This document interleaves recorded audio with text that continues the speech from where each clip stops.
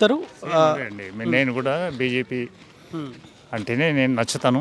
మొదటి నుంచి కూడా వాళ్ళ అభిప్రాయాలు కానీ దేశభక్తి గురించి మాట్లాడతారు వాళ్ళు. మిగతా వాళ్ళంతా దేశభక్తి గురించి మాట్లాడరు. టెర్రరిస్ట్ మాట్లాడతారు, పాకిస్తాన్కో జే అంటారు, రకరకాల విషయాలు మాట్లాడతారు. కానీ మనిషి అనేది పెట్రాటిస్ట్ దేశభక్తి పర్సన్ ఉండాలి. ఆ దేశభక్తి మా మోదీ దగ్గర కనిపిస్తుంది. ఆర్ఎస్ఎస్ వాళ్ళను విమర్శిస్తారు, ఏబీపీ వాళ్ళని విమర్శిస్తారు. వాళ్ళంతా ఏంది, వాళ్ళని దగ్గరగా చూస్తే వాళ్ళు ఏంటి, వాళ్ళ ఏమేనది తెలుస్తుంది. అది చూడకుండా ఏదో గాలి మాటలు మాట్లాడేస్తుంటారు. వాళ్ళు హిందూ ముస్లిం లాంటి అభిప్రాయాలు ఉండవు. ఏబీపీలో ఉండదు, నా ఆర్ఎస్ఎస్లో ఉండదు, నా ఈ పొలిటికల్ పార్టీలో కూడా ఉండదు. ఎందుకంటే ఈ పార్టీ అనేది హిందుత్వం అనేది ఒకటి రంగు పూసిండ్రు అంతేగాని నథింగ్. అది అంతా గెమిక్కు అంతే. మిగతా పొలిటికల్ పార్టీస్ అన్నీ దుమ్మెత్తిపోస్తున్నారు. కానీ యాక్చువల్గా ఏ పార్టీ అయినా కానీ డెమోక్రటిక్గా ఉండడానికి ప్రయత్నం చేస్తుంది. ఒక పార్టీ ఒక దాని మీద దుమ్మెత్తిపోవడం అనేది తప్పు. మనం ఎందుకంటే గమనిస్తున్నాం. మనం ప్రతి ఒక్కరు ఇప్పుడు ఏదో అల్లాటప్పుగా మాట్లాడే వాళ్ళు ఎవరు లేరు. ఇప్పుడు ప్రతి ఒక్కరిని లీడర్ని గమనిస్తుండు. ఆయన గప్పాలు కొడుతుండా లేక యాక్చువల్గా చేస్తుండా, ఆయన పరిశ్రమ చేస్తుండా, ప్రజలకి ఏమైనా చేస్తుండా అనేది కూడా తెలుస్తుంది. దాని నుంచి యాక్చువల్గా ఇప్పుడు డీకే అన్న ఇందాక అంటున్నావు, డీకే అన్న కాంగ్రెస్లో ఉండింది. అట్లని కాదు. ఇప్పుడు మన పార్టీ గురించి, పార్టీ యొక్క అభిప్రాయాలు కానీ, పార్టీ ఏదైతే ఎయిమ్స్ ఉన్నాయో దేశాన్ని బాగు చేయాలనే ఇది కనిపిస్తుంది బీజేపీలో. మిగతా దాంట్లో అంతా వాళ్ళ జేబులు నింపుకునే పర్సన్సే కనిపిస్తారు మనకు మ్యాక్సిమంగా. అందుకని అలాంటి వాళ్ళను అవాయిడ్ చేసేయాలి. ఎవరైతే మనకు దేశాన్ని అభివృద్ధి చేసేవాళ్ళు, ప్రజలను పడుచుకునే వాళ్ళు ఉంటే వాళ్ళను ఇచ్చేయండి, ఎంకరేజ్ చేయండి, వాళ్ళను కలుపుకొని పోండి. అది సరైన పద్ధతి. ఆ మోదీ పైన ఉన్న ప్రచారం ఏంటంటే మన సంపద మొత్తం అంబానీలకు అంటే బడాబాబులు ఎవరైతే ఉన్నారో వాళ్ళకి కట్టబెడతా ఉన్న ప్రచారం జరుగుతుంది. తప్పు. ఇదంతా రూమర్ అంతే. ఎందుకంటే ఏదో ఒక ఇన్సిడెంట్ జరగాలి.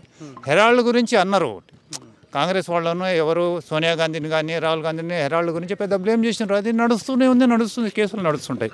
కానీ ఇది తప్పు. యాక్చువల్గా సామాన్య ప్రజలు కూడా గమనిస్తున్నారు. హెరాల్డ్ అని ఇంతకుముందు కూడా చాలామంది కేసెస్ ఉన్నాయి. దాన్ని అట్లే పెండింగ్ అవుతుంది. ఇప్పుడు ఈ గవర్నమెంట్ వచ్చిన తర్వాత కొన్ని స్టెప్స్ తీసుకుంటారు, క్రూయల్ స్టెప్స్ తీసుకుంటాం. మోదీ కానీ మన ఎవరు ఆదిత్య ఈయన కానీ ఢిల్లీలో, మన ఉత్తరప్రదేశ్లో ఎట్లయితే స్ట్రిక్ట్గా సీఎంలు ఎట్లయితే బిహేవ్ చేస్తుండ్రో ఆ రకంగా మోదీ కూడా వాళ్ళను ఇష్టపడుతుండ్రు. డబుల్ ఇంజన్ సర్కార్ ఉండడం చాలా బెటర్. ఓకే సరే, ఇప్పుడు మీ సిట్టింగ్ ఎంపీ ఏం చేయలేదా? మన శ్రీనివాస్ రెడ్డి ఏం చేయలేదా? నథింగ్. మాకేం కనిపించలేదు. డెవలప్ గురించి మాత్రం మాకు అసలు ఏం తోచలేదు. అందులో ఇంకోటి, ఆయన ఉన్నప్పుడు ఎంపీగా ఉన్నప్పుడు కూడా ఏం డెవలప్ లేదు. మళ్ళీ ఈసారి ఎంపీగా ఉంటున్నాడు కానీ ఏం చేయబోతాడో. ఇంకో విషయం ఏంటంటే బీఆర్ఎస్ గవర్నమెంట్ ఉన్నప్పుడు మ్యాక్సిమంగా అమౌంట్ అనేది చాలా కలెక్ట్ చేసిండ్రు, ఇన్వెస్ట్మెంట్ చాలా అయింది. ఇప్పుడు కొత్త గవర్నమెంట్ వచ్చిన తర్వాత వాళ్ళకి ఇన్వెస్ట్మెంట్ చేయడానికి డబ్బు లేకుండా అయిపోయింది.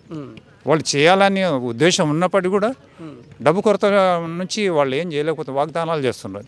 ఈ వాగ్దానాలను వీళ్ళు మళ్ళీ వాళ్ళే ఇది చేస్తున్నారు. మేము ఇది చేసినాం అని చెప్తున్నారు. కానీ డబ్బు అనేది ఇబ్బంది కలుగుతున్నారు. డబ్బు నుంచి అందరూ నారాజుగా ఉన్నారు, కాంగ్రెస్ పైన కానీ మిగతా పార్టీల పైన కానీ. అందుకని ఈ ఎలక్షన్ కూడా అయిపోయిన తర్వాత ఏం చేస్తారో తెలుస్తుంది. ఇక అంతవరకు మాత్రం రిజల్ట్ మాత్రం నా అభిప్రాయ ప్రకారం ఖచ్చితంగా మోదీ వైపే. క్యాండిడేట్లను చూడడం లేదు. మోదీ ఉంటేనంటే భారతదేశం బాగుపడుతుంది, అభివృద్ధి చెందుతుంది. ఆయన అందరికీ ఆశీర్వాదం ఇస్తాడు. పార్టీగా ఉండడు. ఆయన స్టాలిన్ దగ్గర పోయినా స్టాలిన్తో కలిసి ఉంటాడు, చంద్రబాబు దగ్గర పోయినా చంద్రబాబు, జగన్ దగ్గర పోయినా జగన్ దగ్గర.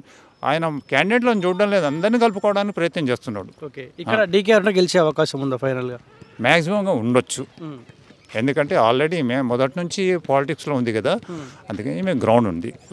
ఈ కొత్త వాళ్ళంతా న్యూ జనరేషన్, గప్పాలు కొట్టే జనరేషన్ ఇదంతా. వాళ్ళు మొదటి ఉన్నారు, మంచి చేసినారు చెడు చేసినారు అవన్నీ చేస్తారు. కానీ క్యాండిడేట్లు ఉంది, ఆమెకు టాలెంట్ ఉంది. మ్యాక్సిమంగా 80% నా వైపు నుంచి రావచ్చు.